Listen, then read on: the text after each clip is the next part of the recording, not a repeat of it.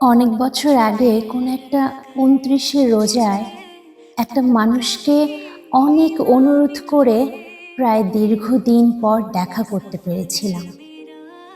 ইফতার শেষ করে রিকশায় বাসায় ফেরার পথে তাকে অনেক অনুনয় করে বলেছিলাম, কাল বা পরশু ঈদের দিন আমাকে খুব বেশি না, মাত্র ১ ঘন্টা সময় দেওয়ার জন্য। অনেকদিন নৌকায় ভাসিনি, একটু নৌকায় ঘুরতে চাই। মেঘনা নদী তার বাসার কাছেই ছিল। সে শুধু তাকিয়েছিল আমার দিকে, কোনো উত্তর দেয়নি। আমি আমি এক বুক আশা নিয়ে বাসায় ফিরলাম। বিটিভির খবরে দেখালো শাওয়াল মাসের চাঁদ দেখা গেছে, কাল ঈদ। আমি তো তখন খুব খুশি, কাল নৌকায় উঠবো বলে। জলে ভাসতে ভাসতে একটা প্রিয় মুখ কিছুক্ষণ দেখবো বলে। কিন্তু সেই মানুষটা জানতো পরের দিন তার হাজারটা সেকেন্ডের মধ্যেও আমার জন্য নির্ধারণ করা কোনো সময় তার খাতায় নেই।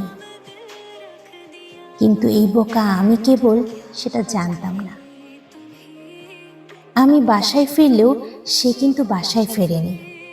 চাঁদ রাত উদযাপন করতে সে মেঘনায় সে রাতে নৌকা বিলাস করেছিল, যেটা আমি দুহাত পেতে তার কাছে ঈদ উপহার চেয়েছিলাম। সে জানতো আমার অনুরোধ ঈদের দিন সে রাখবে না, রাখতে পারবে না।